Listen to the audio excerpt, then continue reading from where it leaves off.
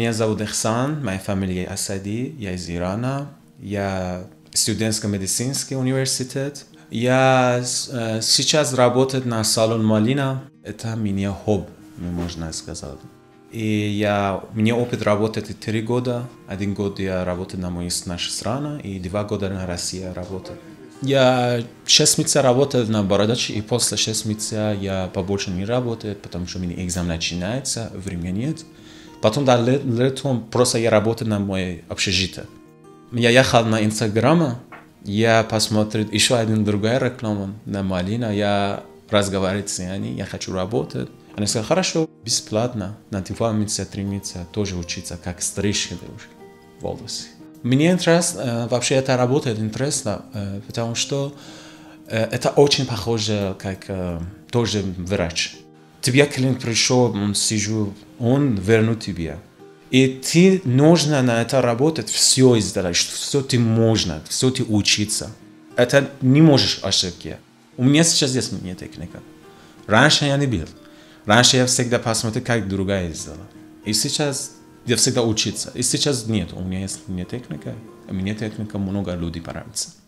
Был 2 варианта. Германия или Россия. Германия, потому что моя сестра была там.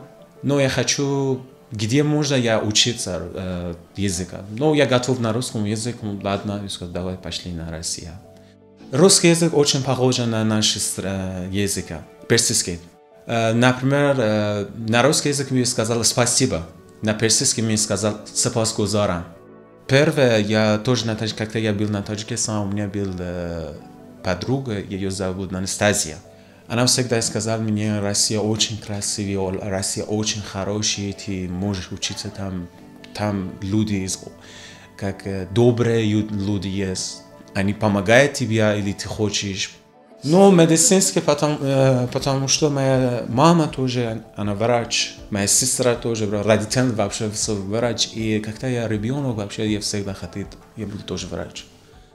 У меня есть 2 дня на неделю свободное время. На это 2 дня я ехал на работу и работал. И другой день, когда я после университета я вернулся, у меня есть клиенты на общежитии.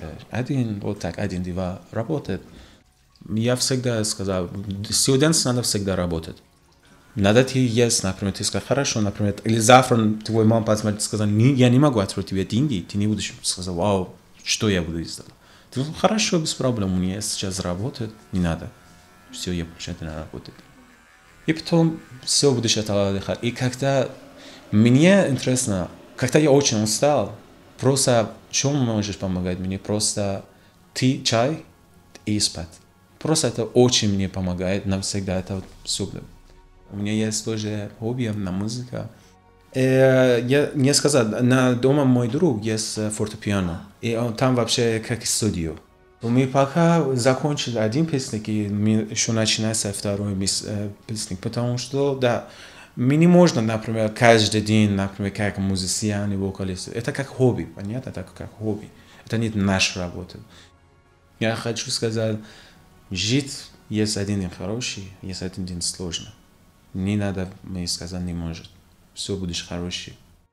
Меня зовут Кристина, я учусь на журналиста и работаю барменом-бариста. Первая моя работа, это тоже был общепит. Я работала официанткой, это случилось в Новый год на 1 курсе. У меня было огромное желание приехать домой и подарить родителям что-то прикольное на Новый год. И я нашла работу, я поработала буквально 5 дней, новогодний корпоратив, я заработала приличную сумму, я купила подарки родителям, приехала, подарила, все счастливы. Как классно зарабатывать самой, не спрашивая у родителей.